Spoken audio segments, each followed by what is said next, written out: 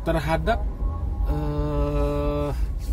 adat dan budaya Minangkabau. Sikap kita itu seperti apa yang harusnya yang dilakukan? Ya.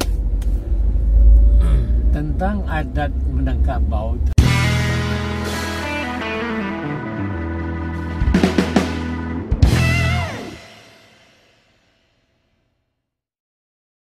Baik, assalamualaikum warahmatullahi wabarakatuh, kawan. Salam jumpa lagi kita di segmen ini. Kali ini kita akan melakukan perjalanan di putaran Danau Maninjau. Karena danau ini merupakan salah satu dari keunikan yang ada di Sumatera Barat ataupun ranah Minang tersendiri. Ini danau danau purba yang sudah berusia ribuan tahun, jutaan tahun. Nah, ini kita berada di kawasan danau ini. Sekaligus kita berbincang-bincang dengan saya mengidolakan beliau ini sejak waktu masih SD. Kita ingat bahwa karya-karya beliau ini mengupas tentang berbagai macam cerita-cerita rakyat Minangkabau, baik itu petuah adat, dongeng, kemudian cara-cara bertindak tanduk sebagai masyarakat Minangkabau, terutama anak-anak muda seperti kita ini. Beliau ini adalah Angku Datuk Yus Datuk Parpatiah, yang gue ya, betul ya? Yus Datuk Parpatiah. Mana beliau ini pendiri dari Balerong Group Jakarta yang di tahun 70-an ya, 80-an sampai tahun 2020. Ya, sampai sekarang masih eksis Angku ya. Ya. Angku, bagaimana kabar gue? Sehat gue? Alhamdulillah sehat. Tapi Angku sekarang sudah di kampung saja ya Angku ya? Iya, ya, sudah menunggu kampung, udah balik kandang lah istilahnya. Balik kandang. Istilah Angku ini istilah basic sebenarnya ya. Pulang kandang ya, kayak pulang kampung. Lah berapa lama di kampung lagi nih Angku? Lebih setahun lah, menjelang pemilu dulu. Jadi bulan Maret, sekarang bulan Juni kan? Sudah lebih setahun lah. Setahun di kampung. Jadi ya, barangkali mungkin akan menunggu kampung lah. Kalau istilahnya saya sendiri maunya ini kan Dima mandi bajolong, sinan mandi besudah. Mandi bajolongnya, ujung mula mandi itu ya di air Danau Maninjau lah kan. Aku mandi penghabisan yang terakhir juga kalau bisa air Danau Maninjau itu lah mandi kan. Itulah kira-kira. Artinya mungkin wafatnya mungkin di kampung lah. Dilihat pada umur ini yang sudah menjelang 82 tahun. Tapi 80 tahun aku masih ini ya, masih bugar sepertinya ya. Bugar sih tidak, cuma kelihatan dari luar. Katanya orang kan ada di luar lipek nak berubah, di dalam tak buat lagi. Penyakit ketuaan itulah banyak, lupa lupa. Sudah itu banyak sendi-sendi, tulang-tulang pola lemah. Ya, dan daya pikir juga punya beriring dengan daya fisik. Fisik itu beriring dengan mental barangkali ya. Nah, juga terpengaruhi jalan pada pikir, kadang-kadang lemah, kadang-kadang menanggapi sesuatu itu tidak lagi lugas kan. Nah, itulah penyakit ambo dan itulah penderitaan tua. Dan kalaupun Anda akan menjelang umur saya, barangkali juga akan mengalami itu penyakit itu. Tapi bukan dari ceramah adat yang dulu memang katakan nasib kucing tua, kan bukan itu ya? Bukan, insyaallah. itu kan semuanya sketsa. Sketsa umum masyarakat laki-laki Minang itu. Tapi ini dulunya Balerong Group itu gimana cerita awalnya sampai bisa menjadi, katanya dulu aku sebagai saudagar tekstil ya ya. Dulunya kenapa pindah ke masalahnya panjang. Kalau mulai dari awal barangkali panjang. Maksudnya saya kan cuma tamat SMA, mau menyambung ke universitas nggak ada biaya. Tahun 60 lepas SMA ke Semanggale, Melang Buana, dari daerah ke daerah sampai dari daerah Sumatera Utara ke Lampung, ke Jambi, terakhir di Jakarta. Nah, sampai di Jakarta kan berpikir kita ini kan lain kalau nak Minang tuh. Artinya ingin berbuat sesuatu seperti orang, kenapa kita nggak mampu? Ya kan gitu ya. Ya, betul. Jadi betul. kalaupun umpamanya kita dagang lah dulu, dunia saya waktu itu berbelok. Nah, saya berpikir daripada main di tengah sawah, kita coba di Gelanggang, apa salahnya kita ke Senayan. Kalah menang itu urusan nantilah, kan ini. Jadi itulah anak Minang ini kan, prinsip anak Minang. Daripada bansai dibawa pulang, rancaklah jauh, rancaklah jauh, rantau jauh, kan itu. Nah, sampai di Jakarta tahun 74, apa mau dibikin? Mau menggaleng, tidak punya modal.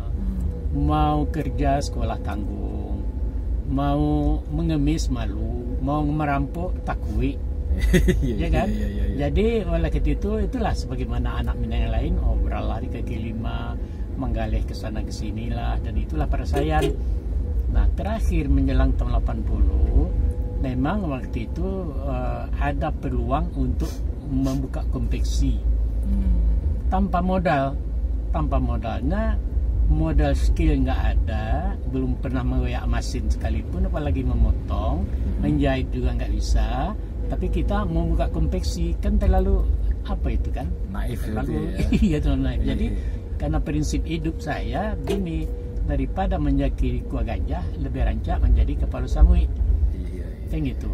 Di kuah gajah walaupun besar, kita di belakang jak kepala samui, di depan kita menggigit. Nah, jadi itulah sebabnya dibuka konveksi dengan bantuan kawan-kawan bos di Tanah Abang karena hubungan baik. Nah, jadi rumah dikontrak, mesin disewa, anak buah itu digaji berdasarkan perhitungan dengan bos di Tanah Abang. Bentuk Tanah Abang begini, angku produksi lah, angku olah lagi bahan ini, yang satu piece ini sekian kodi jadinya. Coba usahakan, kalau lebih silakan angku ambil. Nanti saya beli. Okay. Nanti dia beli, modal dia punya, harga kain dia,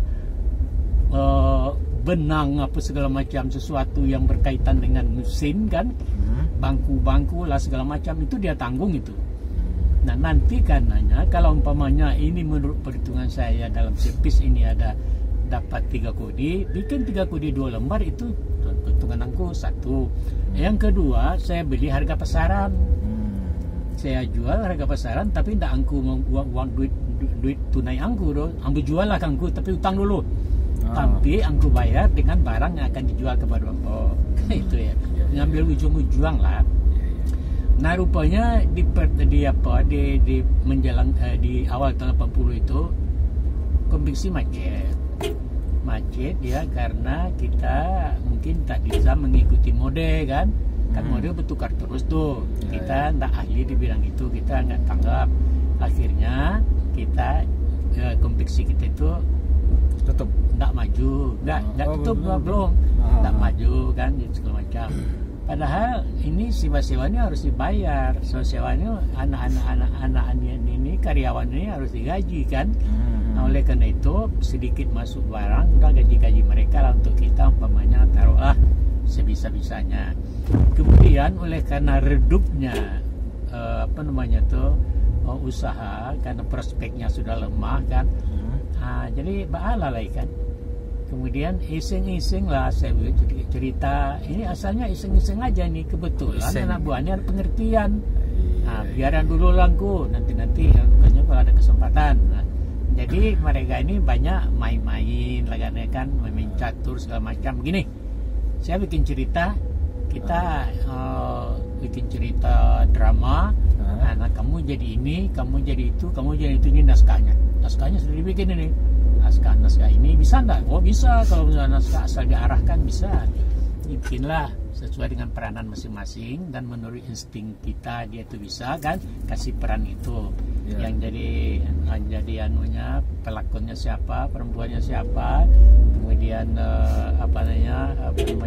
tujuannya apa, semuanya di apa lah. Nah, di set lah, di set lah. Kemudian dalam itu tuh oke. Nah, lantas itu disodorkan ke Tanah Rekod. bilang Tanama, ini apa ini? Ini orang Mauta atau Sendiwara ini? Dia nggak tahu lah. Kalau Pak Haji senang, kalau Pak Haji setuju kita rekam, kalau nggak apa-apa lah. Nggak mau merekam kamu awak dah. Kata, adalah. Kemudian ada seorang bos kaset di Jambi namanya si John Transistor, orang Batu ya, pernah dengar. Nah, saya katanya begini, Pak Datuk, Ma Datuk bikinlah itu cerita itu, latihlah terus, nanti kita rekaman kerjasama dengan saya. Bagaimana bentuk kita? Nah itu sajalah, belah pinang lah, pamannya dari saya modal, dari Pak Datuk Jari ya, kita bagi dua hasil aja lah. Nah, banyak masalahnya tuh. Oke. Karena ada peluang, kita kan ingin nih bagaimana supaya keluar kan apa yang kita inginkan, supaya ada jalan anunya pelepasannya lah begitu kan. Tuh.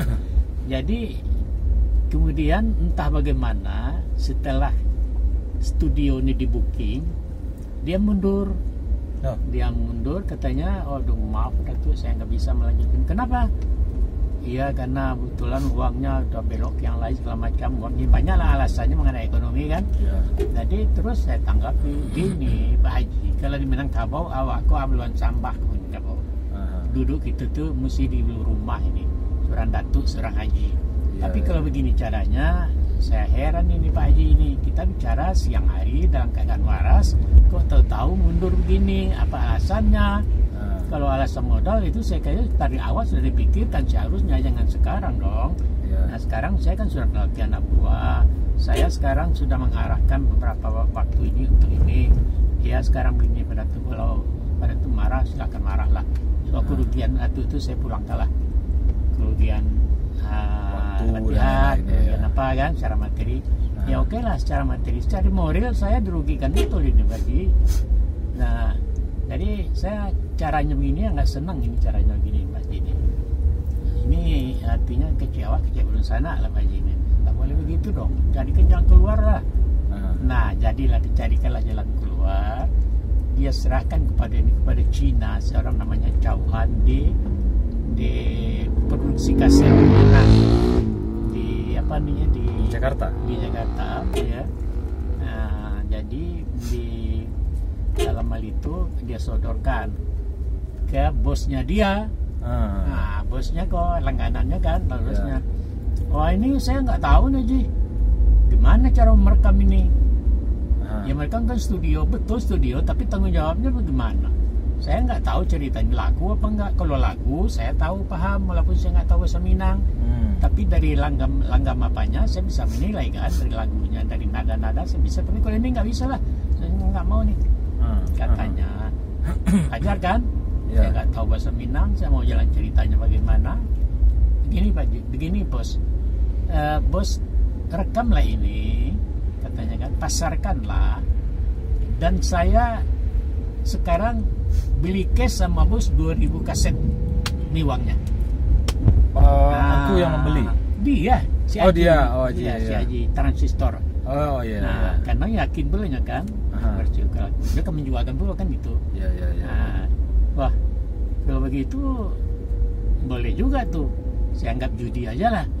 Sebab 2000 kaset itu pulang modalnya. Gitu. Nah, jadi rekam lah dengan si Cina ini kan.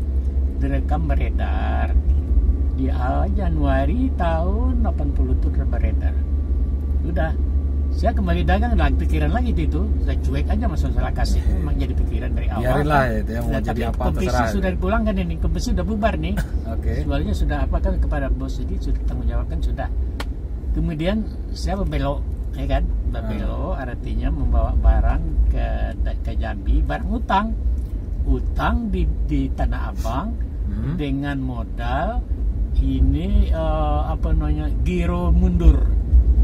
Giro jarak 3 bulan, dalam perkiraan jarak 2 bulan ini pulang ini modal. Saya lah di sini 2 bulan tak laku barang. Nah nanti dibayar kan. Nah jadi itu caranya begitu. Jadi itu yang dilaksanakan selama ini, alhamdulillah, walaupun gagang tapi adalah ujung-ujungnya kan. Udah itu dilaksanakan itu. Ya waktu itu mau ke Jambi. Jadi datang dia ke rumah rumah kita rumah gubuk. Dinding jendela apa nih itu ruang tamunya tuh kawat-kawat ini loh. Kawat-kawat dinding ayam itu kan ada tuh. Iya. Kayak semi permanen lah ya. Itu itulah rumah bocor. Datang dia kan. Jadi datang dia tuh bisa menyelesaikan diri lah keadaan kita begini kan, ngobrol-ngobrol. Begini pada tuh. Saya ada perlu pada tuh. Gimana? Mudah-mudahan kaset kita dapat sambutan masyarakat. Nah syukurlah. Kita nggak tahu nih. Di Padang orang sudah ribut, di mana-mana sudah, karena waktu itu cerita yang berbahasa Minang belum pernah keluar, apalagi mengenai adat. Betul. Laris barang itu. Laris, sehingga larisnya itu sampai-sampai gudang yang tadinya kaset-kaset Sunda yang tidak laku itu biasanya digiling balik itu. Biasa itu digiling balik duit yang baru kan. Nah, itu dibuatnya tuh kaset-kaset bekas dalam gudang itu dia transfer ke ini cerita Minang ke situ, Simpang Duo itu diganti ya, digantinya jadi Simpang Duo. Tapi nggak lah bunyinya tuh nggak selesai, tapi masih laku, laris kan. Laris bikin yang baru berat tuh. Dok, saya mau dagang nggak bisa nih, nggak, tolonglah katanya kan. Nah jadi iya, tapi gimana saya dagang? Ya untuk dagang dulu lah, nantinya kita bicaralah masalahnya nanti. Tadinya dia beli kan begini gitu, memang orang dia yang kita yang kuat menjual kan, yang ajak itu katanya 500.000. Saya bilang tambah dong, bos, ini kan masih banyak utang saya segala macamnya, 500 lah, bisa nggak? 700 lah, tambah 200. Ini bukan dagang duku nih Pak baru baru ya? Iya, saya orang baru, nggak bisa, kalau mau jadi nggak usah, urusan saya banyak. Terus jadi tinggal tokonya itu kan, nah Ibu Wati kan. Jadi oke lah, daripada tidak sama sekali, lebih baik sedikit kan itu. Tapi bilang 500 bagi anak buah, kemudian belanja-belanja yang tadinya masih utang kita bayari semua, artinya 0,0 tinggalkan, nggak apa-apa, tapi puas rasanya kan. Puas, habis ya. Kita sampaikan. Jadi saya nggak pikiran lagi nih. Ada yang bilang ini macam-macam, nggak tahu saya meledak apaan, terserah lah. Enggak. Yang penting ini kita dapat duit 500.000 sudah. Rupanya memang jadi apa namanya, jadi buah bibir masyarakat ya. Kan ya. Iya. Minta dia yang baru. Dan bisa enggak ada waktu saya. Nah, jadi akhirnya beginilah, tuh pikirkan dulu pada tuh 3 hari kalau bisa. Kita rekaman lagi lah. 3 hari dia datang lagi, dia datang ke rumah. Bagaimana pada tuh? Oke lah kalau begitu. Tapi saya harus ke Jambi dulu. Silakan Pak Jambi pada tuh ke Jambi. Tapi nggak usah naik mobil lama, naik pesawat aja. Belum pernah awak naik pesawat, akan pesawat kan naik Garuda. Kan? Garuda lah ya. Iya, diantarnya pulau ke terminal kan, bukan ke bandara kan. Iya.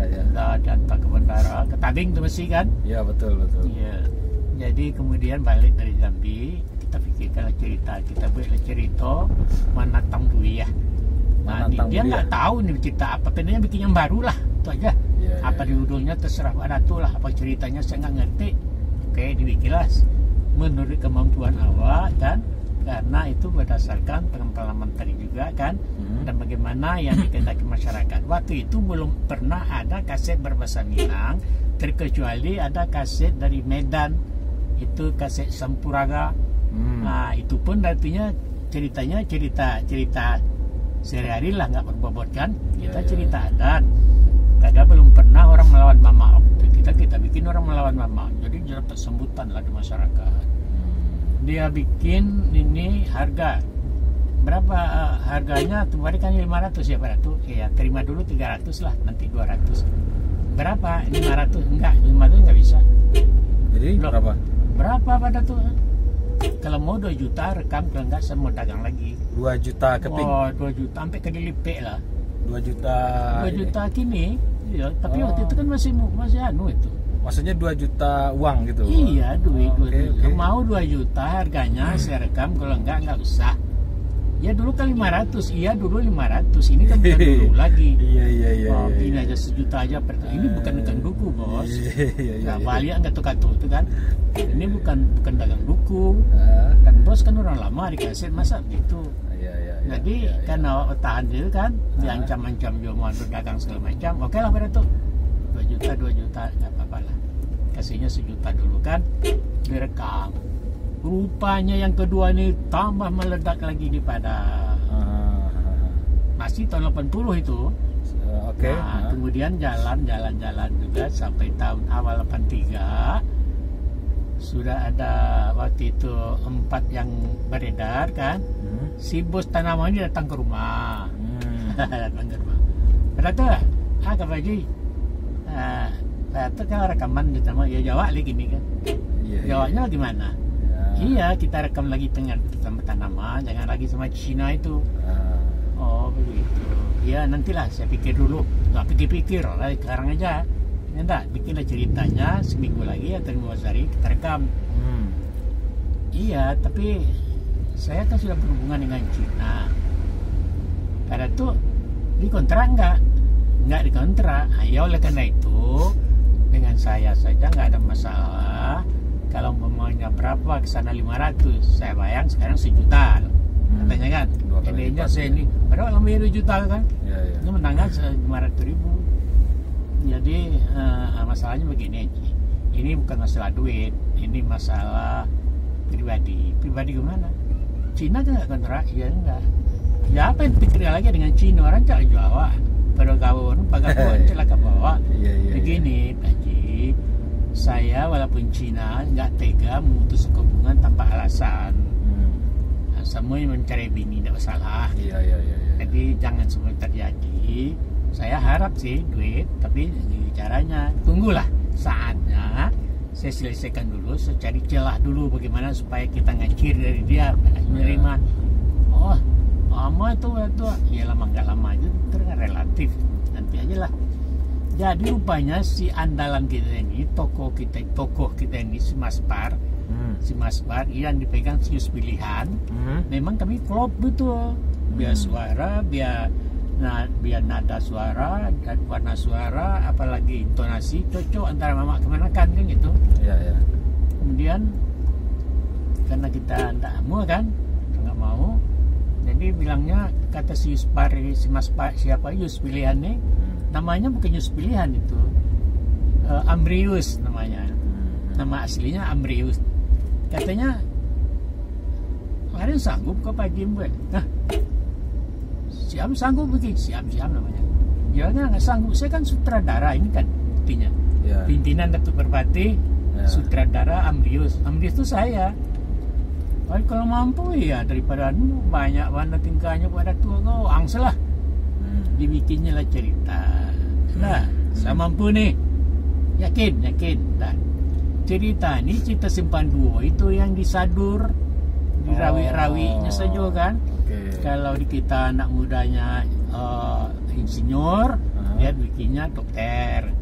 Kalau mamanya bergelar Rajuange, dia gelarnya Sultan Baro. Kan masih ange tuh. Iya betul. Iya kan? Ya dibikinnya menggadaikan kita menggadaikan apa sawah, dia tuh menggadaikan para pisang. Bedanya diikutilah sai-sainya cerita itu. Tapi secara alur sama. Alur sama, nama saya tukar. Dia kita Datuk Berbati, dia Datuk Temanggung. Iya kan? Namanya ditukar dari tadinya Amrius, kini Ius Pilihan. Sukunya sukunya pilihan orang Sungayang. Jadi masyarakat menganggap Ius Pilihan ini sama saja dengan Ius Perpati ya. Nah, jangan Ius juga kan? Dia nasibnya kayak lo lah. Laku lah barangku. Orang nak memperhatikan lagi apa bedanya alur ceritanya helok segala macam balerong. Nah laris lah buat satu, yang kedua, yang ketiga diperasnya lah Pak Jago kan. Sehingga akhirnya tak bermutu lah kan, karena dipaksa kan, terpaksa membuat karena maruk piti kan, nampak Jago namun puluh kan, udah dibikinnya. Akhirnya tahun 83 kita nggak pernah protes. Kenapa kau sendiri mengacir dari gua kan gitu, dalam artian ya kata apa salah saya? Nggak pernah, diam aja. Kita terus dengan prinsip nanti penonton akan menentukan siapa yang menang nanti dalam pertandingan. Ini ceritanya inilah ya, apa namanya, persaingan lah ya? Ya persaingan memang, ya, persaingan. Tapi persaingan kita nggak merasa musuh, enggak. merasa mitra lah gitu ya. Tapi secara emosional, secara pribadi tidak ada masalah. Tidak ada masalah. Tapi kadang-kadang lebih menguntungkan. Lihat saja nanti.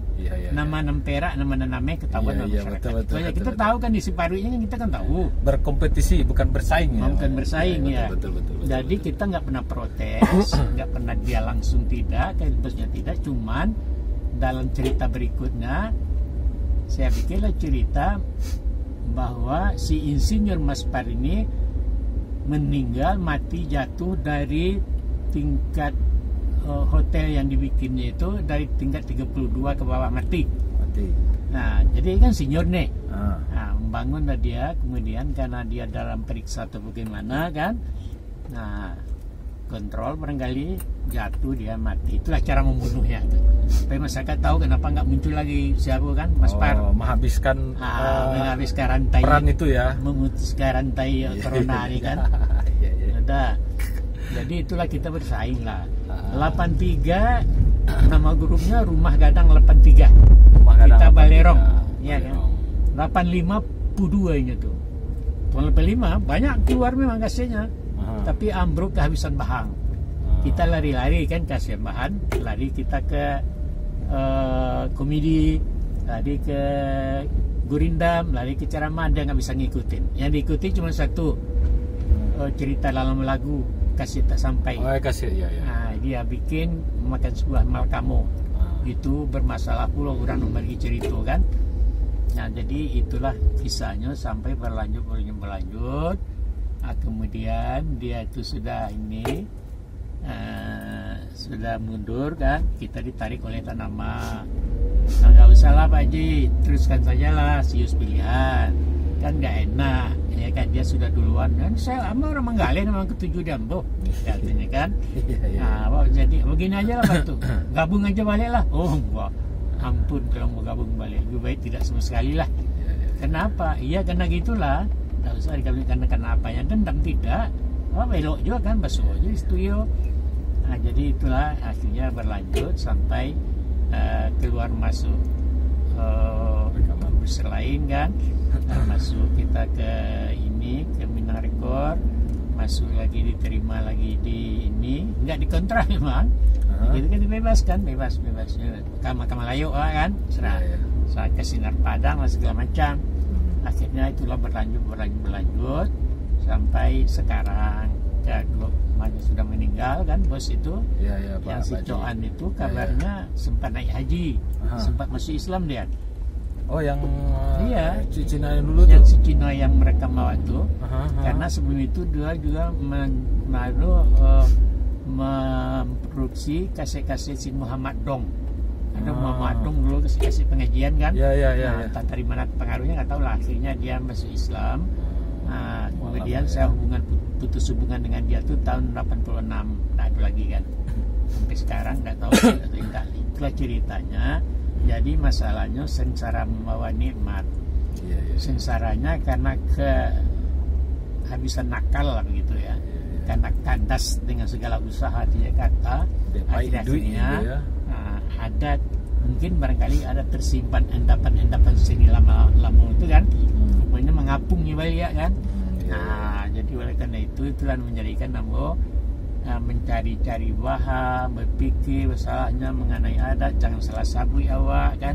Kemudian apa kaitannya menurut dramatisirnya itu mesti diadakan punya ceritanya harus ada Islam muda-mudinya ada tu istilah lawaknya harus masuk, ada pesan syaratnya jangan lupa kan.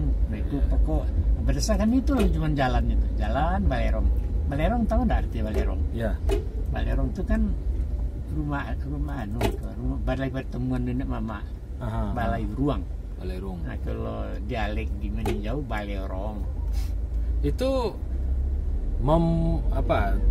mulai dari 80 sampai sekarang itu total karyaku yang dan tentang kaset audio termasuk selalu sama cerita ceramah semuanya 111 judul. 111 judul. Kalau VCD ya barangkali kita 13 sampai 14 lah sampai sekarang. Itu artinya dengan sebanyak itu karya, sebentar, itu apakah angku, apakah kakek atau siapa itu punya seorang seniman nggak atau Enggak, gimana? berdasarkan keturunan gitu ya. Ya, Enggak, ayah saya darah seni enggak. gitu.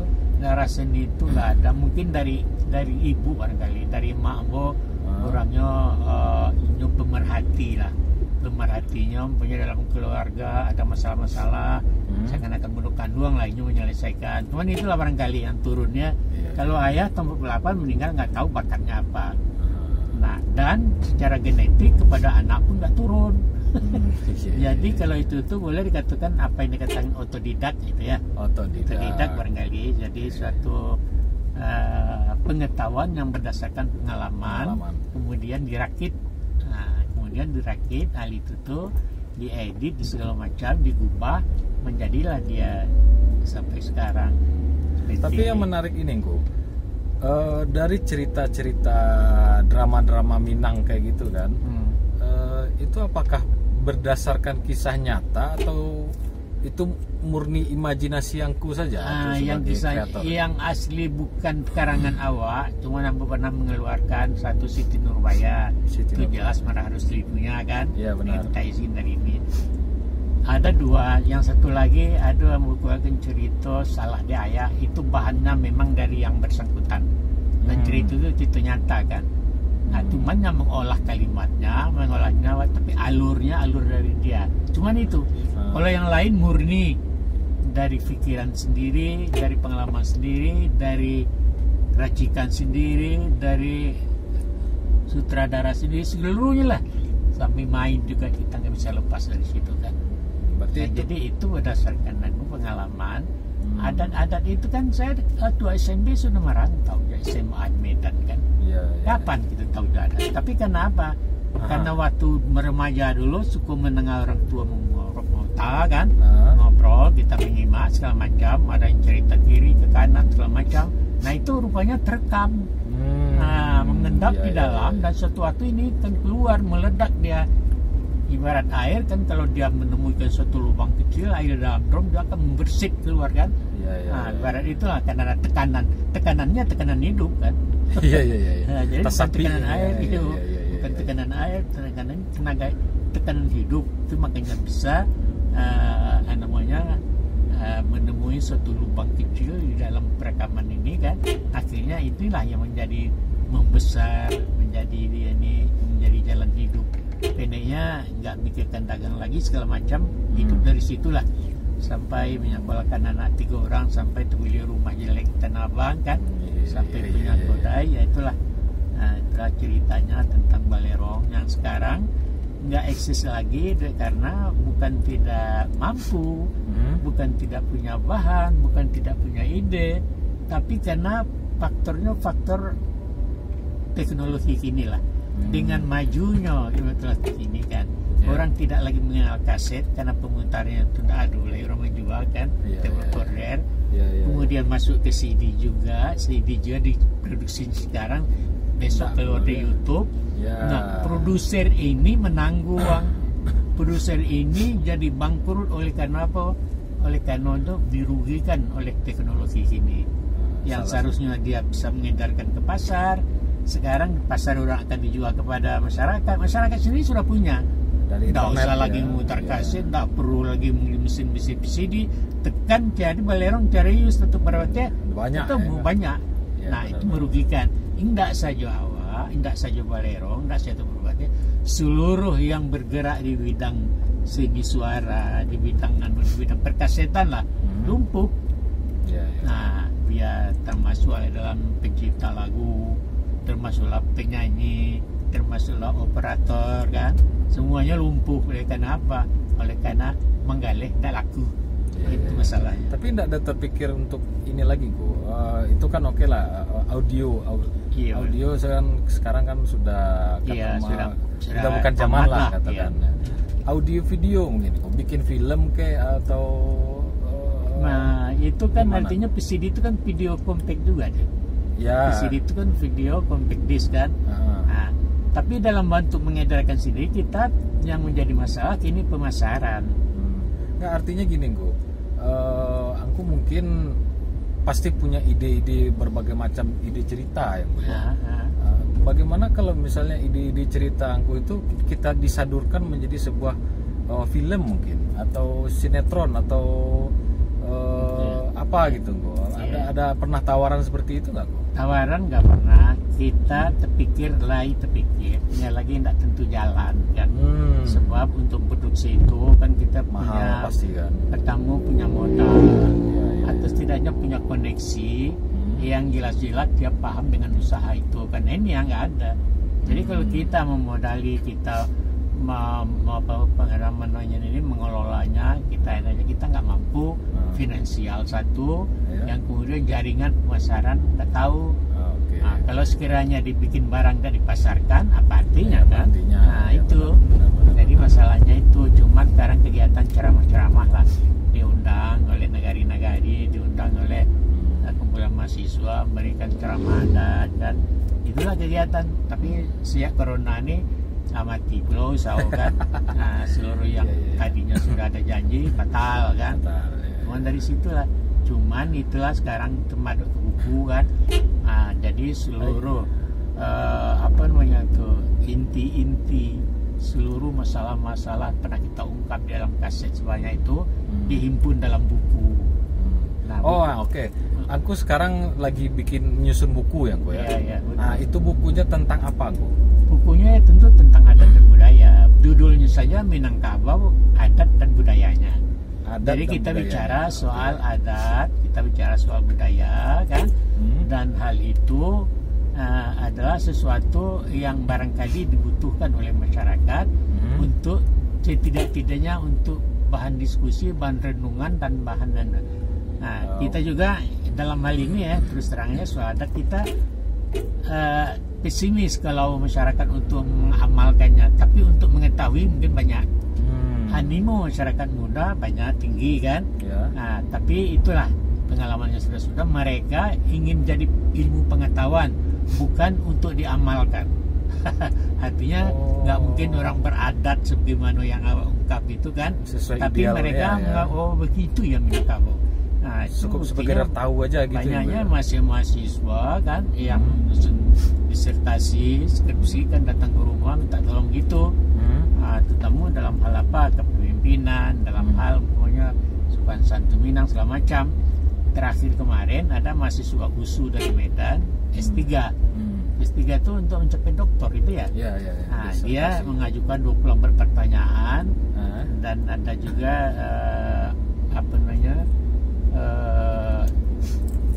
pernyataan saya kepada USU kan di atas materi 6.000 bahwa dia memang pernah konsultasi dengan saya, pernah wawancara, dan itulah bahannya seluruhnya tentang Pitaruhaya.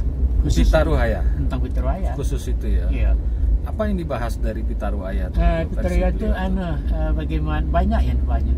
Bagaimana sikap angkatan muda menerima Pitaruhaya. Bagaimana kehendak Pitaruhaya dibikin maka Pitaruhaya. Banyaklah kan. Bagaimana sikap orang tua-tua, bagaimana nenek mama ataupun jadi itu untuk menyalurkan itu kan. Nah, jadi memang Ambu sendiri kan dalam hal ini kan memang harus banyak bekerja lah kan. Mikir itu, menulis apa yang mau ditulis lah. Sebab kata orang-orang ahli kesehatan, umur-umur rawan tempat datuk ini nggak boleh beku otaknya lah, harus berpikir berputar, tapi jangan kencang katanya kan. Nah, kalau nggak bisa pikun katanya. Itulah. Aduh saja. Kalau kerja fisik, nak mungkin ke sawah, nak mungkin ke parak, tak bisa kan. Nah, ngeternak ayam lah. Apa-apa beternak ikan segala macam. Menikmati. Itulah artinya untuk kegiatan-kegiatan itu sajalah. Mudah-mudahan dari anak-anak kan adalah banyak seketiknya jaminan ke kampung kan, jadi tidak memikirkan untuk biaya hidup sebab berdoakan durang antara aduang juangku. Tapi ini kan yang menarik tuh. Aku membuat sebuah karya seni audio lah waktu itu kan, tentang adat Minangkabau. Nah, itu kan sering saya dengar bahwa ada ketua apa, intinya saya nggak terlalu ingat ya gue ya, tapi intinya katanga hambo sebentar, apa maksudnya itu. ada nggak misalnya aku membuat ceramah adat nih gue, ada nggak beberapa pihak-pihak yang keberatan tentang ceramah, apakah mereka merasa dilangkahi atau bagaimana? Ambo sendiri merasakan bahwa tidaklah mungkin seluruh apa yang saya ucapkan itu benar. Pertama latar pendidikan, kedua penguasaan adat. Tapi saya mengolah satu cerita setelah dapat polanya. Saya betul-betul mengkaji itu dampaknya apa. Jangan salah sabui kan. Itu saya belajar itu. Masalahnya masyarakat, nggak mungkin semua masyarakat manggua kan. Betul, pasti tidak. Betul. Tapi yang secara real, secara nyata belum pernah kayak digugat atau dihadirkan pada suatu forum pertanggungjawaban atau orang katakanlah membedah kaset itu kan, tidak pernah, belum pernah. Tapi ya, saya yakin juga nggak semua yang senang lah, ada juga yang katakannya mau diundang, tidak usah, itu berarti itu hasil undang, yang lain aja. Nah, itu barangkali menandakan mungkin ada yang nggak senang, sentimen mungkin. Wajar gitu kan, itu sangat satu wajar saja. Nggak semua yang elok ketawa diterima orang kan. Jadi kita juga dengan ilmu sadar, pepatah mengatakan laut itu tidak penuh dengan ikan, bintang tak penuh dengan bintang. Nggak ada yang sempurna kan. Nah, cuman saya memang sudah sifat saya hati-hati betul mengeluarkan masalah. Bahkan dalam menulis naskah, saya paling teliti itu. Kalimat itu diulang-ulang walaupun apa secara pengertiannya, dicari kalimat yang paling enak, yang paling sopan, yang paling ini kan, yang paling menarik lah begitu kan. Itulah modal saya tuh. Seperti umpamanya bicara dengan seorang mama, bicara dengan seorang ibu dan perempuan, biasa dengan kemenakan, itu nadanya beda-beda itu kan. Nah, itu yang kita terapkan itu. Inilah lambang dari sopan santun di Minangkabau kan. Bagaimana menerapkan apa yang digariskan oleh adat sopan santun, adat tata tertib, batarati, jadi orang Jawa kan. Nah, itu cuma yang diterapkan, dan itu cuma modal. Jadi dalam hal-hal mencari materi masalah bahkan itu banyak bahan kan. Dalam pergaulan kita banyak suku Pasaluan, Begurau, nimbrung kita di grup mereka kan, ada aja bahan gitu. Nah, kadang-kadang melihat fenomena masyarakat kan, ada yang senjang, ada yang putus dikritisi, kita nggak mampu untuk langsung untuk semacam kritikan. Itu melalui kaset itu. Pernah saya mengeluarkan kaset, judulnya Diarak Sumpah, tentang orang yang menjual harta pusaka tinggi. Semuanya dihukum. Yang membeli, yang menjual, kemenakan itu yang orang Semando semuanya dihukum. Ada yang tabrak mobil, ada yang stroke. Padahal itu sudah rekayasa kan. Itu kan imajinasi. Nah, tapi itulah caranya saya mengungkap sesuatu, menyampaikan sebuah pesan ya. Iya, pesan itu orang mengerti orang kan sampai. Cuman kita itu bisa bertanggungjawabkan. Ampun tak mengecekkan orang itu loh. Ya kan? Nah, saya itu kan berdasarkan imajinasi, namanya pengarang. Itu saja. Tapi nggak ada yang memprotes, nggak ada yang mengklaim apa namanya itu, nggak ada yang protes, ada yang nggak pernah ada. Belum ya. Selama ini disambut baik lah ya gue ya. Memang ada baik ya. Kaum pihak-pihak yang berkompeten di bidang adat Minangkabau. Iya, buktinya saya diundang oleh kan kok. Kan negara itu ngundang kayaknya, nanda kan orang itu senang dengan kita kan. Tapi nggak semua. Tapi angku mengklaim nggak bahwa angku seorang pakar adat gitu? Enggak. Bahkan saya gampang dikatakan begitu kan. Karena memang tidak ada ini, adat ini kan belum termasuk cabang ilmu pengetahuan secara kan. Saya saintis ya. Jadi kita nggak bisa katakan saya pakar. Saya cuma mengetahui sedikit tentang adat. Ambo tetap hati-hati dalam hal itu tuh. Tidak pernah saya membanggakan diri, tidak pernah saya malah secara merendahkan hampir setiap mukadimah pidato saya mengatakan bahwa saya ini orang meninjau. Meninjau itu indahnya dari jauh, dari embun pagi. Jangan turun ke tepinya melihat keramba, nggak ada apa-apanya, malah ingin kembali ke atas bukit. Itulah saya orang meninjau. Itulah untuk Perpati. Dengarnya dalam kaset hebat ini gitu, tapi sebenarnya enggak. Nah, kita dalam merendahkan orang menambah kepercayaan itu aja kan. Secara psikologis kalau kita membawa-bawa ngomongkan orang tambah yakin kan. Tapi kalau mengatakan, oh saya begini ini, saya diundang, saya keluar negeri berapa kali, saya menjadi guru besar di sana, saya menjadi, enggak, saya nggak pernah, nggak mau itu. Walaupun pada kenyataannya saya pernah diberi piagam oleh Elkam sendiri tahun 2008 dan pernah dapat penghargaan dari Universitas Budi Luhur Jakarta. Nah, sebagai orang penggiat budaya yang berprestasi katanya kan, diundang dan diberi hadiah untuk umroh tahunan balik ke Batangga. Oh, lalu apa gue ya? Iya. Itulah ceritanya. Tapi iyalah, alhamdulillah kalau Datuk Perpati sendiri berpikir ini adalah satu anugerah, sesuatu yang tidak diprediksi dan tidak mungkin untuk berbuat seperti sekarang. Karena apa? Karena dasar pendidikan, dasar ilmu tidak memungkinkan itu. Pendidikan umum cuma lepasan SMA, pendidikan adat cuma kita sudah merantau umur 2 SMP kan. Nah, jadi tapi kenapa? Karena ada semacam kecintaan kepada Minang, karena memikirkan, coba mengkaji Minang, alangkah hebatnya orang dulu. Kalau begini orang Minangkabau tempo dulu ini jenius ini. Kenapa? Dibikinnya pepatah. Sampai sekarang masih dimanfaatkan, masih dipahami orang bagi yang mau memahami ya, dan masih relevan. Kenapa? Hebatnya orang dulu. Pada orang dulu tanpa sekolah, kan ini.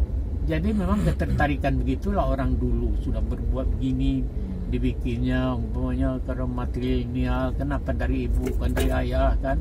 Kenapa ini? Itu jadi pertanyaan-pertanyaan yang harus dijawab itu di otak awak sendiri kan. Itulah modal. Jadi mengobservasi, menganalisa sendiri kan. Nah, kadang-kadang itu berdasarkan pengalaman dan hal-hal yang memang kelihatannya ada kesenjangan di masyarakat yang harus kita luruskan.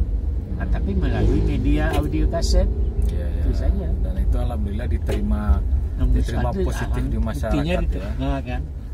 Iya. Tapi kalau ini balik ke cerita buku tadi, apa saja yang dibahas tadi kan aku sudah memberikan. Jadi pembahasan itu kan judulnya kan adat dan budaya. Jadi masalah adat, pembagian adat, bagaimana aplikasinya, bagaimana adat ke depan, bagaimana pemangku adat itu memimpin, bagaimana dibandingkan datuk-datuk dulu dengan datuk sekarang, itu semuanya dikupas itu.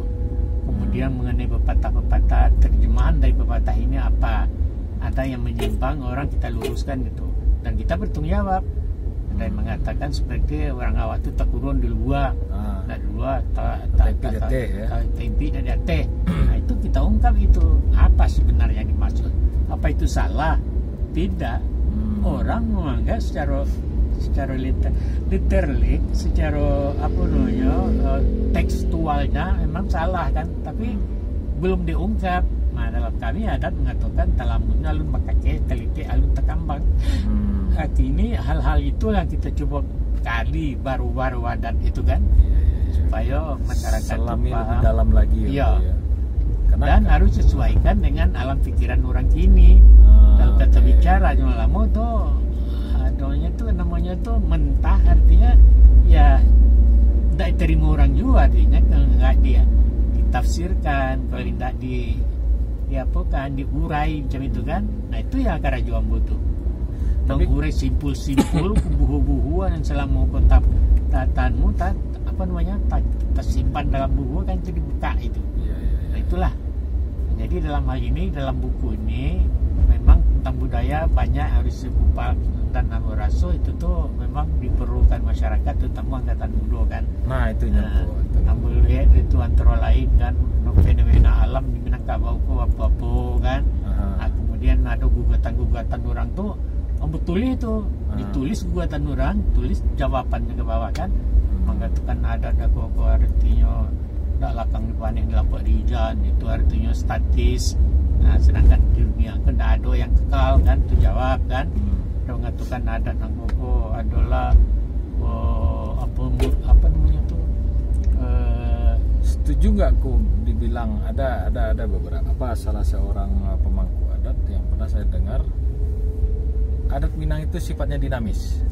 Nah, menurut aku bagaimana? benar, betul, tentu setuju. Artinya lawan statis kan. Ya. Nah, adat Minang itu bukan statis, artinya dinamis. Nah, nu setuju itu. Tergantung kepada orang yang mau menggalinya.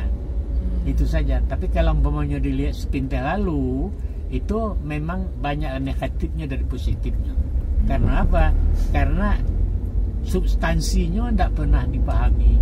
Ini harus dinalarkan, harus diolah dengan pikiran, harus dibanding, dan itu baru bersuakan katanya ayah nanjanya saya nalanda itu dikupas seperti bawang, makin kupas dia itu makin janiah itu soalnya. Nah, itulah bengkalai yang harus disudahkan oleh pakar-pakar adat, oleh nenek mama kan. Jadi orang tidak lagi mengatakan adat awakku statis, adat awakku kuno, sesuatu yang tidak relevan lain begini. Sebenarnya relevan kuat. Tergantung. Iya, tergantung kepada penafsiran yang, kita ya. Betul.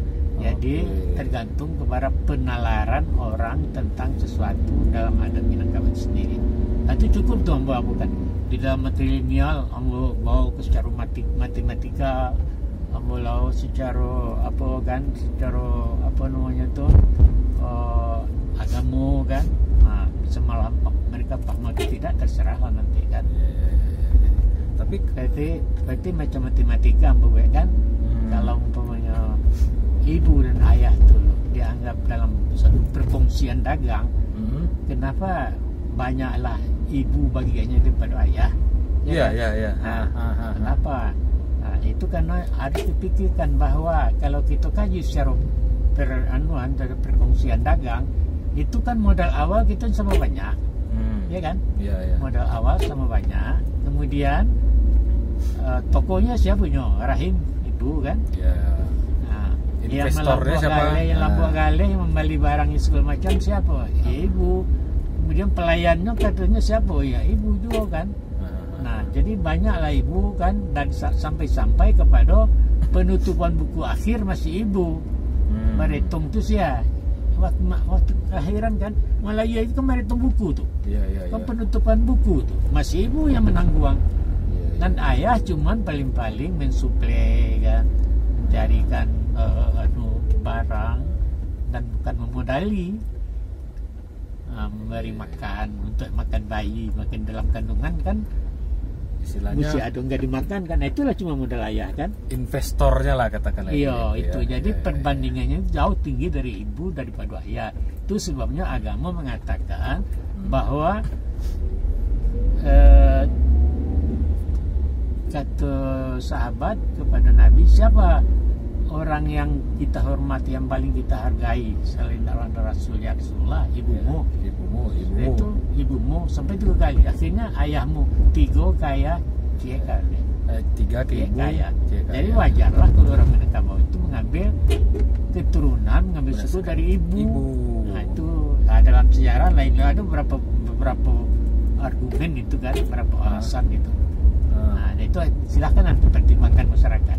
Apa dasarnya maka orang Awak, orang Minang kok mengambil keturunan, mengambil suku kan dari ibu, bukan dari ayah kan? Iya. Nah, tetapi bertolak dengan Islam tidak. Islam mengatakan bahwa ayah itu adalah nasab. Orang Minang mengatakan nasab. Suku itu bukan nasab. Suku itu budaya. Nasab itu agama kan? Nah, kalau ada punya pada warisan menurut adat, menurut syara lah kan, bahwa bagian anak laki-laki 2 kali bagian produksi itu dilakukan itu. Sudah itu dalam pernikahan, tidak ada mama menikahkan menekan dah. Tetap ayah menikahkan anak, itu menentukan waris orang menekan aku tunduk kepada aturan-aturan Islam. Nah, cuma sebagai keturunan pemuda. Hamka sendiri, Hamka itu kependekan dari Haji Abdul Malik Kamullah. Itu secara dinastinya kan, secara apa namanya tuh, secara keturunan kan. Nah itu kan gitu berurut ke atasnya kan kepada Karim Amrullah itu kan ayahnya sama angkunya kan. Iya, betul, Nah betul. itu BMK itu nasabnya dari ayah. Tapi sebagai orang Minang, beliau itu bersuku dan bergelar Tuendomo. BMK itu bergelar Tuendomo tuh, sukunya Tanjung. Ini tidak pernah membantah. Pernah masa nih yang jadi penghulu? Iya. Masa nih bersedia jadi datuk yang Minum penghulu? kok di situ. Nah, itu. Iya. Jadi dipakai dua-dua oleh orang Minang. Al buka tuh. Iya. Bisa kok. Aduh, bibesnya.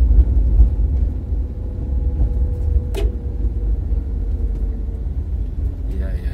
Jadi ambo minta nanti buku ambo tuh naskahnya tolong bawa nanti ya. Tolong bincangkan dengan kawan-kawan ya dah. Nah, walaupun itulah isi buku tapi kan dalam beredar kan. Iya, betul. Naskahnya ambo ajarkan. Tapi ya, kapan kira-kira buku itu akan di launching kok? Itu kira-kira dilihat masalah prosedurnya kan. Kalau maunya untuk mengedarkan itu apa penerbit apa langsung. Tapi kalau naskah itu dalam sebulan ku tuntas nih. Ya. Tapi artinya buku itu merupakan rangkuman dari karya-karya yang pernah betul, bikin. Dari 120 berapa tadi kok? 110 karya-karya audio yang pernah dibuat oleh aku dan jadi sarinya lah, sari-sari dalam pernah ungkapkan dalam kalimat lain kan, dalam buku. Jadi banyak masalah tentang pembagian adat, tentang pepatah petitik, dari mana asal kata pepatah dan apa artinya pepatah dan buat apa kita mengungkapkan itu. Tapi gini kok, terakhir nih, ini kan sekarang fenomena kita nih, saya sebagai anak muda ya, mungkin kawan-kawan menolak juga saya masih dikatakan muda, tapi saya masih merasa muda gitu kan. Idealnya sebagai kita anak muda ini, kaum muda ini, milenial lah katakan istilah anak-anak sekarang kan, ini milenial terhadap adat dan budaya Minangkabau, sikap kita itu seperti apa yang harusnya yang dilakukan?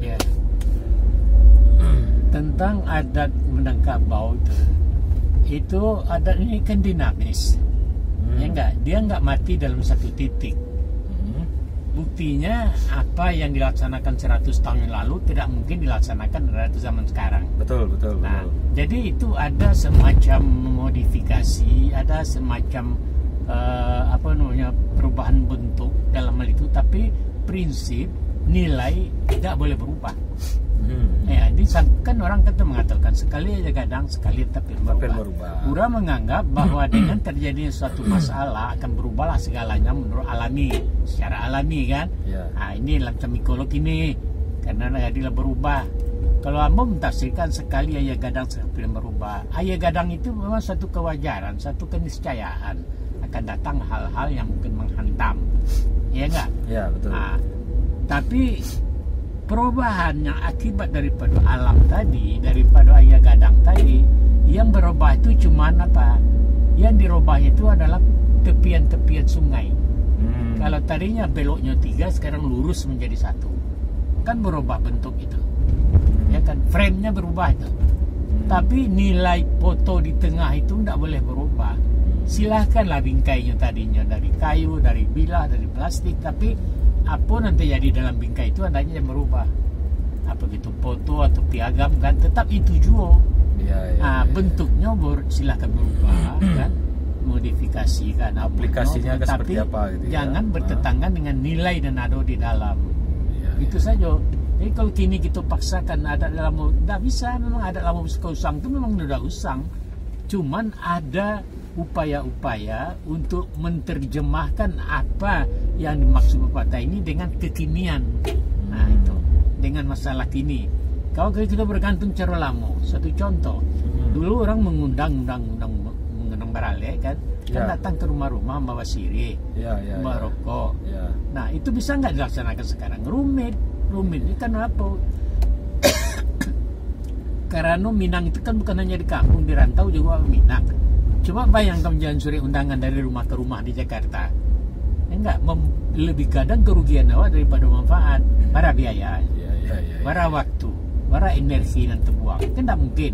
Maka diganti orang lah surat undangan tuh. Diganti orang lah datang ke rumah-rumah tuh dengan melalui surat undangan. Kirim kartu undangan. Orang lah sesinggung. Ya enggak, karena dia dihormati dengan surat. Mau datang ke den dong. Enggak bisa begitu. Sekarang dia udah berubah kok dengan surat. Malah sekarang dengan kartu undangan pun dianggap sudah ketinggalan. Sekarang orang melalui WA, dan itu diterima kan. Betul. Jadi paling-paling maaf kalau undangan resmi belum sampai, anggap saja ini sebagai seorang. Padahal ada surat undangan itu. Teman itu kan dalam dunia pula itu kita manfaatkan teknologi gini kan. Nah itu akan berubah sendiri. Kalau dulu orang bertandang ke rumah awak, bertandang kalapi ya. Nah, tanggal lah. Ini kan ada sofa, ada kursi, tidak perlu lagi. Dulu pakai cuci tangan, kini orang pakai sendok garpu, silahkan. Itu masuk kini kan, tapi nilainya jangan berubah. Nilainya berubah. Kalau makan sambal cuma samu tuh, pemunya masih tinas keteknya mentang-mentang sama garapu kan. Nah, mentang-mentang awak cara kini dilanda terus dilanggar terus tata tertib ataupun tatanan yang pernah digariskan dulu. Nah nilai kan harus dipertahankan. Itu nilai, sebabnya dikatakan nilai tadi kan. Nah, dalam hal itu hendaklah ikoko dan tak berubah itu adalah si nilainya tadi. Kalau frame-nya silahkan berubah. Terserah lah ya. Terserah lah. Betul. Nah, kan itu umpamanya kini kok awak menganggap sesuatu itu dulunya pantang tidak boleh kan. Kini menjadi wajar. Tapi wajarnya itu diukur dari bingkai-bingkai adat dan agama tadi, jangan sampai terlanggar kaidah-kaidah daripada agama dan kaidah-kaidah daripada adat. Itu saja kan. Iya. Tapi poinnya adalah kita sebagai generasi muda boleh-boleh saja lifestyle seperti apa, bisa, tapi tetap memiliki nilai keminangkabauan gitu ya. Betul. Jadi umpamanya suatu ada beberapa tawa mengatakan boleh ada dua bisa sadilapiak dan salai. Silahkan tagak mapali yang asen tanan sabingka. Jadi kita tuh berprinsip tuh sumbu tetap di tengah, roda silahkan berputar. Seperti rumah tadi kan, rumahnya kalau kukuh saja tagak situ akan rabah rumah kadang. Kalau tidak ada gerakan-gerakan refleks di dalam itu kan. Itu menandakan orang Minangkabau kok tidak kaku. Orang Minangkabau kok fleksibel, orang Minangkabau kok luntur. Nah, tapi ya waktu tadi tatap di tanah sebingkah. Nah, roda tiang rumah tadi bisa bergeser tapi jangan lapis dari sandi. Karena itu ukurannya adalah sandi itu kan. Tapi kalau nya bergerak keluar dari sandi, rapalah rumah tuh. Nah, itu akan bergeser karena ada kekuatan gempa dan kekuatan angin dari luar kan, topan segala macam menghantam, itu akan bergeser gitu. Tapi tidak rebuah. Iya. Itu filosofi rumah gadang lah yang itu salah satu contoh ini lah ya. Tapi kalau kita lihat sekarang ini bagaimana aku lihat dari pandangan angku ya sebagai tokoh Minang lah, fenomena yang sekarang kan banyak terjadi kebebasan berpendapat, mengkritisi, nah kita dan lain-lain sebagainya lah. Tapi kita sebagai anak muda, kaula muda Minangkabau, bagaimana seharusnya kita bersikap? Saya bersikap nih kok, ketika tidak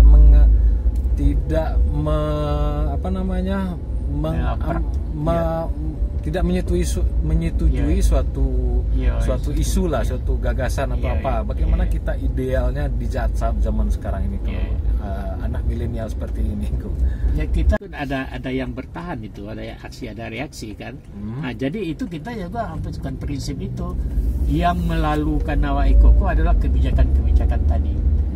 Kan mau katakan tadi ibarat kita nyeberang sungai, tidak boleh potong kompas, itu kan dibalik oleh arus yang darah itu. Tapi kiatnya apa? kiat itu ikuti aliran sungai itu Ya, ya. dengan putar kemudi di belakang arah muko kan. Manyerong. Hanya ya. manyerong lalu tuh memang tidak tapik di muko awak tuh keluar awak, tapi kan Oh, sampai berhasil di seberang. Sampai ke sebelian. Iya. Itu seperti umpamanya awak malau kambiang ke dalam kandang, kadang paling karengkang. Ya. Dielo katanya baru aja kan segala macamnya. Jadi caranya banyak awak mati menggeruki kakinya jadi di tanah. Kalau nya ndak ketujuh dinyo kan kambiang Ya, go ya. dalau karengkang go kambiang go. Kalau ndak kan ke baru kambiang go Rasulullah kan terkecil. Ya. Nah jadi itu nanti caranya Pak, tarik inyo ke arah kandang yang berlawanan, kandang yang ke barat, elo ke timurnya. Ya, ya. Nah inyo bersuru itu, dia elo lah inyo bersuru itu masuk tanda nikunya tunduk saja ke kiri, masuk itu. Jadi tidak selamanya dengan pada itu dikatakan bahwa harus mempergunakan otak, jangan otot. Oke. Kalau ada otot saja katakan, nah itu 50-50 itu risikonya kadang tuh. Kita fight, oke fight, nah, tapi bukan mengadu tenaga kan si nanti banyak. Ya, ya, ya. Kita punya ini ya, Iya. istilahnya intelektual ya. Nah Bagaimana- itu yang penting itu. Jadi kiat-kiat itu diajarkan itu dalam adat dalam yang, tapi kita belum sampai membedah itu kan, belum sampai menerjemahkan apa yang maksud dengan itu. Seperti orang itu kan negatif tuh. Iyo kan orang lalu kan Jawa kan kalau ada surang tuh. Iya, Karena iya. pokoknya mendengar secara letterlek. Iya, iya. Iyo kan durang lalu kan Jawa itu kan secara strategi, taktik itu kan. Iyo durangnya sampai orang itu singkuang. Nah, ikut kan dulu. Tua-tua juga kejabat kan itu. Tua-tua. Paham mau tu. Tapi coba mak pikir. Nah, di situ tuh putar kapal lebih dua lagi kan. Iya, iya, iya. Nah, itulah melalui keadaan di awak itu. Itulah mungkin kenapa para pendahulu-pendahulu kita yang dulu itu Ya. lebih banyak orang Minang Jadi ahli jadi diplomat. ahli diplomat, benar ya? Iya, Ya. yang begitu. Ya, karena beliau-beliau itu Mengamalkan adat-adat itu. Minangkabau. Benar, Jadi benar. kalau umpamanya hal-hal ini dengan terus apa namanya dengan paradoks itu kan, Ya. nah, itu risikonya berat itu kan. Ya, ya, Nah, ya. mungkin menang, tapi risiko kalah juga mungkin kan. Ya, ya, Nah, ya, coba ya. upayakan bagaimana kita fight tapi kita menang. Ya, ya, ya. Itulah kalau mak di yang situ kita menang bawah. Bukannya kalamak itu pendeknya balik kepada tadi ketukan di rumah tadi lama di awak ke 7 orang awak mendapat orang tak kehilangan. Ya, ya. Kalau mendapat orang tergagau itu namanya cilok. Cilok, iya, Ya kan? iya, iya. Jadi seharusnya gimana orang senang kita senangkan pokoknya kita punya rumah pribadi, peralatan kita yang beli sekarang dibuat TV full volume itu kan. Nah, itu yang senang awak kan, rumah-rumah awak, TV awak kembali. Cuma pikirkan tetangga. Senang tak tetangga yang telepon awak tu? Mungkin anaknya baru tidur. Mungkin ini kurang siang, mungkin ada tamu. Terganggu. Jadi karena juga kan kalau terganggu. Itu nang kalamak dia awak seorang, tuhnya kalamak dia awak ketujuh orang. Itu ham itu, Kolombo tetap itu. Biang-biangnya apa namanya induk angkangnya ham ke dari Minangkabau. Lalu dah awak itu. Cuman kita aja yang mungkin belum menggali secara dalam lah itu ya. Itulah bersodorkan nanti sebagai bahan-bahan renungan kan, termasuk ada yang berkatakan tadi kan 7 kelebihan Minang tadi kan. Oh, di dalam buku itu ya gue ya. Ada ya. Nah, siap. Pokoknya adunya maksudnya naringan lah dulu teknologi kan. Cici si orang tak tahu cici ayah kan, mana kan ayah kan. Ya. Cuman orang awak bisa membuat cici apa membuat padi. Itu disebabkan oleh ada satu rasio bahwa gerak putar tadi dirubah menjadi traktor naik sehingga bisa membuat padi. Itu teknologi itu. Betul.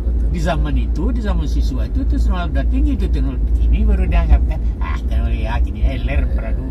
Ya kan? Semua serba mesin ya. Iya, demokrasi macam itu ada 7 atau mau kata. Tapi itu semua ada di situ 7 superior Minang dulu.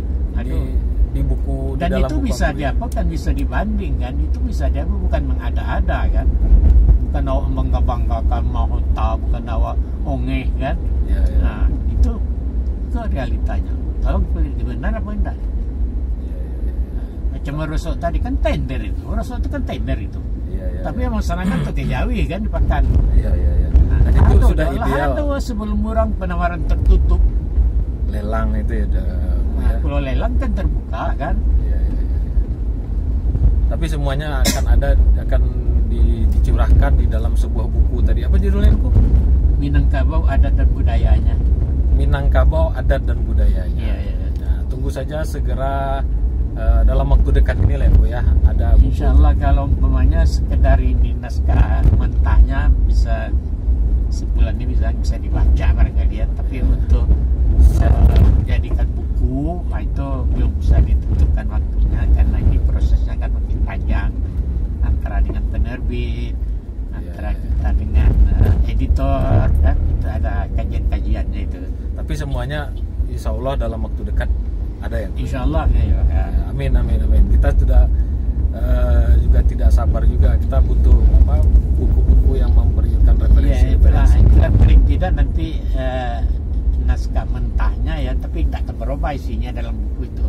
Jadi nanti Amba fotokopi, Amba kirim kepada pihak-pihak tertentu untuk dibedah lah. Bukan dipahami, dibedah lah gitu kan. Mungkin ada kesempatan mana Amba salah kita perbaiki kan, sebelum naik cetak kan gitu. Betul. Angku Yus Datuk Perbatiah, Ambo sendiri merasa bangga, senang sekali berguru ke Angku saat ini mendengar ulasan-ulasan ide-ide atau nilai-nilai yang diberikan oleh Angku Datuk. Semoga apa yang kita perbincangan sekarang ini menjadi informasi dan inspirasi mungkin atau setidaknya hiburan lah buat kawan-kawan, bagi kawan-kawan yang menyimak ini dari awal sampai akhir. Ini sudah durasinya sudah panjang sekali, tapi rasanya waktu ini sangat kurang, rasanya masih banyak yang padahal sudah keliling danau ya. Padahal kita sudah keliling danau ini 2 kali 17 sudah 40 km ya. 40 km dari tadi kita. Panjang danau ini kan 17 kilo. Nah, kita sebaliknya kan, berarti 2 kali panjang kan. Sudah 34 kilo ditambah anunya itu kan. Jarak. Itulah kalau kita melakukan perjalanan dengan seorang kawan, setidak terasa waktu sudah kita tahu kita sudah sampai saja. Dan moga-moga semua ini bermanfaat buat kawan-kawan semua. Jadi kalau memang ada itu semacam grup diskusi dari wartawan bagaimana kan, Ambo harapkan mentahnya nanti Ambo kirim. Nanti kalau ada nih minta tolong direvisi lah. Siap. Kalau ada sesuatu yang mungkin mendatangkan masalah di masyarakat kan, mungkin Ambo salah tanggap, salah nilai, itu akan pasti ada tuh karena tahun ini dibedah sebelum lahir lah gitu kan. Apa dulu apa istilah gini, kritik dan saran mungkin ya Bu ya. Iya, di USG dulu kan. Benar setuju Bu. Tapi memang intinya adat Minangkabau sudah ada dari sejak leluhur kita. Iya, jadi sebelum Islam masuk ke Minangkabau, itu adat Minangkabau itu sudah mempunyai prinsip-prinsip dan sebagian besarnya sehaluan dengan Islam. Itu sebabnya dan bahwa Islam itu datang ke Minangkabau itu seakan-akan memuliakan Takayu Widya gitu. Namanya. Jadi adat Ikoko direvisi oleh agama, ada yang diluruskan, ada yang dibolehkan, ada yang dilarang oleh Islam. Setelah adat bisa disyarat bisa di kitabullah. Nah itu adat ini memang direvisi oleh agama, tapi banyak-banyaknya sehaluan seperti matrilineal. Adat tidak membantah kan, Islam tidak membantah. Usaha tinggi itu tidak ada bantahan Islam, malah itu hukumnya mubah. Arti mubah itu apa? Boleh karena juga boleh tidak. Kawin sesuku, ya kan? Secara kawin agama sesuku itu katanya, itu kan artinya Islam kan boleh lakukan, boleh tidak. Tapi kalau wajib, ya ayyuhallazina amanu kawinilah dan sanak sesuatu sanak ibunya kan, tidak dikawini, itu dosa kan? Tapi semuanya itu ada di buku yang Bu ya? Ada banyak. Oke, sudah tidak terasa. Terima kasih kawan sudah menonton semoga lagi-lagi membawa manfaat dan berfaedah buat kawan-kawan yang menyimak obrolan kami sekeliling Danau Meninjau yang sangat indah ini. Akhir kata, terima kasih banyak Angku sudah meluangkan waktu kita culik sebentar. Dan itulah semoga yang, sehat selalu ya. Yang aku sampaikan itu tentu tentunya tidak boleh semua, banyak yang ngampu kan. Nah yang ngampu itu tinggal galah di pematang ya kan. Tapi namun silakan ambil kalau perlu kan, itu aja. Dan itu harapan Ambo dalam itu Ambo terketukan seorang pakar ahli adat enggak, cuman yang mengetahui sedikit tentang adat tapi peduli dengan perkembangan adat, itu saja itu. Peduli dan Ambo memang penggiat daripada adat itu. Tapi setidaknya Angku berbagi itu. Nah, itu tuh yang mungkin sebagian orang tidak punya itu. Membagi apa yang Angku dapat, dan alhamdulillah banyak manfaat bagi orang lain. Jadi kalau kita pinjam istilah agama, katakanlah mau bedai kan. Iya. Pendakwah. Siap. Baik kawan, itu saja. Assalamualaikum warahmatullahi wabarakatuh. Jumpa lagi di perbincangan selanjutnya. Itu